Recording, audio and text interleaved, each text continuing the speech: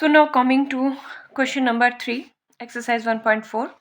The statement is recall pi is defined as the ratio of circumference of a circle to its diameter, that is d. इसका कहना है कि पाई को define किया गया है c upon d, where c is the circumference of the circle and d is its diameter. This seems to contradict the fact that pi is irrational. ठीक है, इसका कहना है कि ये कॉन्ट्राडिक्ट पाई, क्योंकि इररेशनल नंबर है तो ये कॉन्ट्राडिक्ट दिख रहा है. How will you resolve this contradiction? Pi जो है वो इररेशनल नंबर है, तो इसका अगर LHS में इररेशनल है तो RHS में भी इररेशनल होना चाहिए. ठीक है, सो जो हमने पिछले नोट्स किए थे तो उसमें हमने ये देखा था कि प्रोडक्ट और quotient of a rational with irrational is irrational. तो आइदर C अपॉन डी में C इररेशनल होना चाहिए या D इररेशनल होना चाहिए. अगर इन दोनों में से, न्यूमरेटर और डिनोमिनेटर में से एक भी नंबर इररेशनल रहता है तो पाई भी क्या होगा? इररेशनल होगा. तो लिखेंगे कैसे? There is no contradiction, there is no contradiction as either, क्या कहा मैंने? एज आइदर C और D इज इररेशनल. आइदर या तो C इररेशनल होगा या D इररेशनल होगा, एंड हेंस, इसीलिए and hence pi is an irrational number.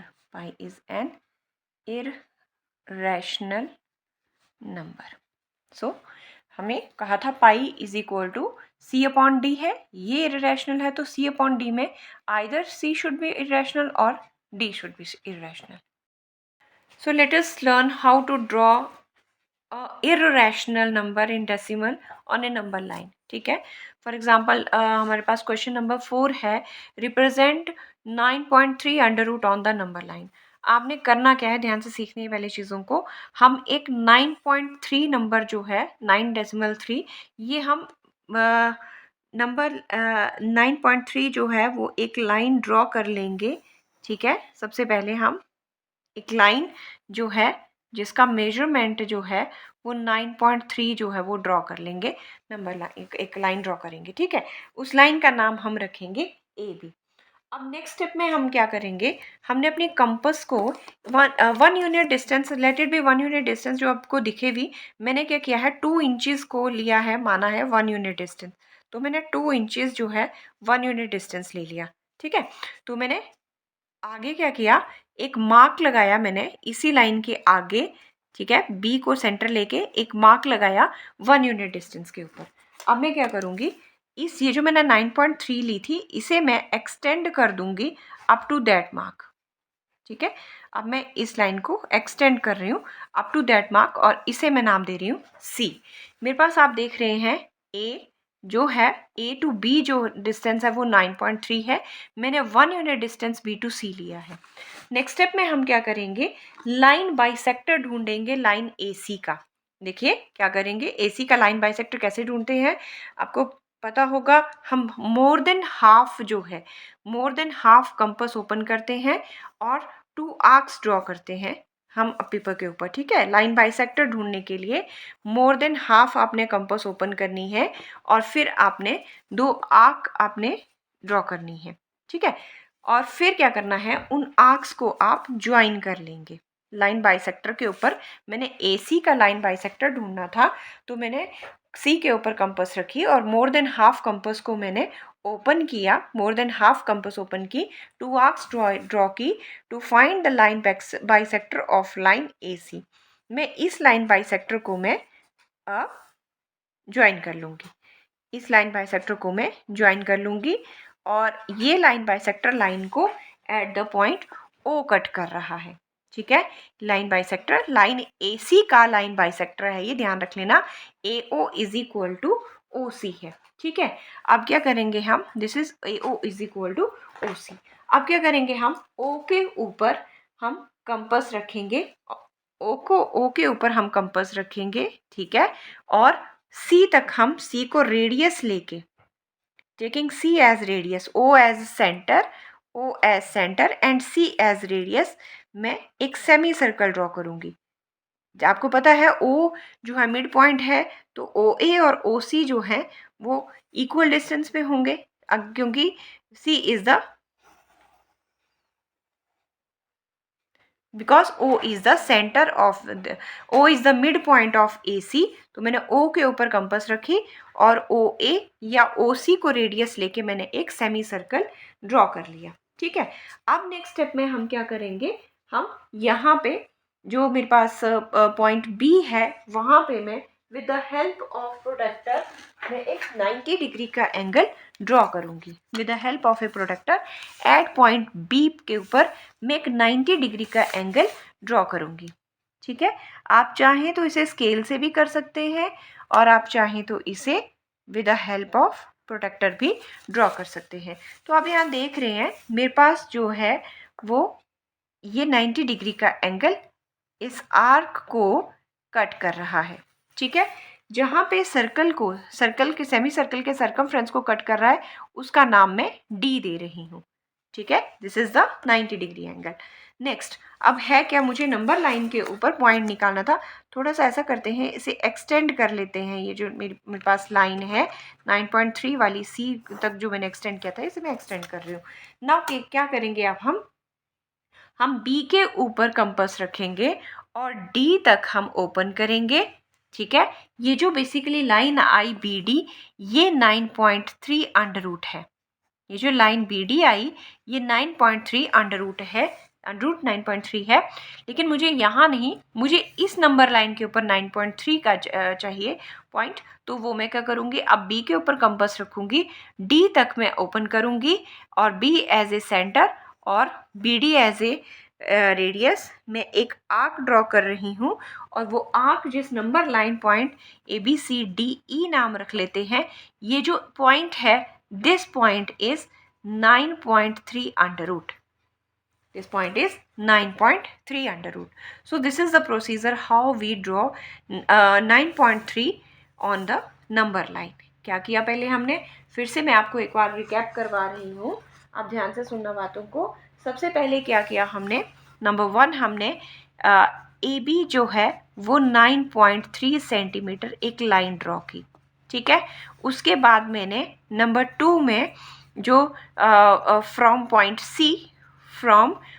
C से मैं फ्रॉम पॉइंट B से मैंने BC 1 यूनिट डिस्टेंस जो है वो पॉइंट लिया। ठीक है, पॉइंट C ले लिया। ठीक, यहाँ से मैंने AB जो है वो 9.3 ली, B से मैंने एक C तक यहाँ से पॉइंट ले लिया। नंबर 3 मैंने क्या किया, लाइन बाई सेक्टर, मैंने line by sector of AC निकाला जो AC को एट O कट कर रहा है, O कट कर रहा है। ठीक है, तो OA such that AO is equal to OC था। O जो था वो मिड पॉइंट ऑफ AC था, AO is equal to OC था। O is the mid point. O हम कह सकते हैं O क्या है, AC का मिड पॉइंट है। डन। नंबर 4 में हमने क्या किया, हमने O एज ए सेंटर लिया, O as centre and AO is equal to OC को हमने रेडियस लेके सेमी सर्कल ड्रॉ किया। हमने क्या किया, सेमी सर्कल ड्रॉ किया। क्लियर, हमने O के ऊपर कंपास रखी और हमने एक सेमी सर्कल ड्रॉ किया। नंबर 5th स्टेप में हमने किया, फ्रॉम पॉइंट B ड्रॉ क्या, BD परपेंडिकुलर ऑन AC ले लिया। BD परपेंडिकुलर ऑन AC, ये मैंने प्रोटेक्टर की मदद से किया है। आप चाहें तो इसे कंपास से भी कर सकते हैं।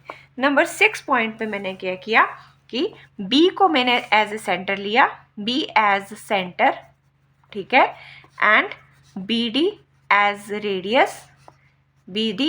रेडियस मैंने एक आर्क ड्रॉ की, draw an arc which meet line AC at point E।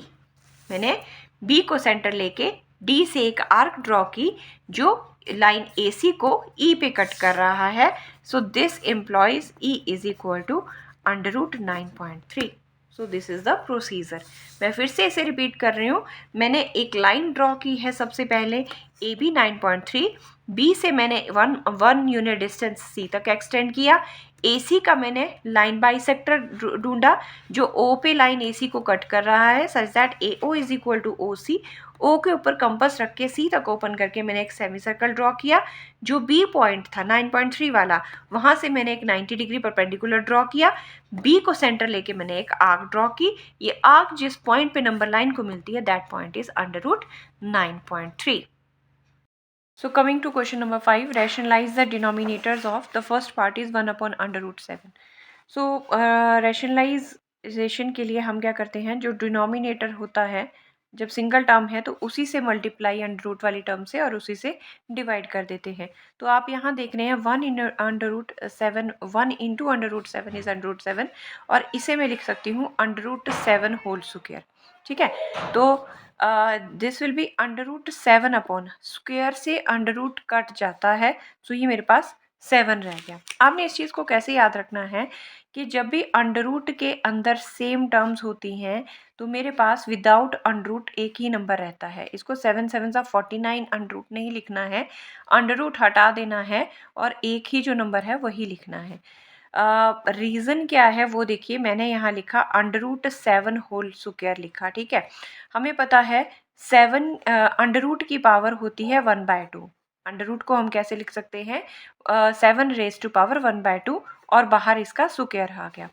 अब लॉ ऑफ एक्सपोनेंट्स ये कहते हैं कि m इंटू n हो जाता है, तो ये दोनों कट जाएंगे और मेरे पास यहाँ पे बचेगा 7. ठीक है, सो इसका रीज़न है, अगर आप ऐसे समझ लें तो भी ठीक है, या फिर स्क्वायर से अंडर रूट कैंसिल होके मेरे पास क्या बचेगा, सिर्फ 7.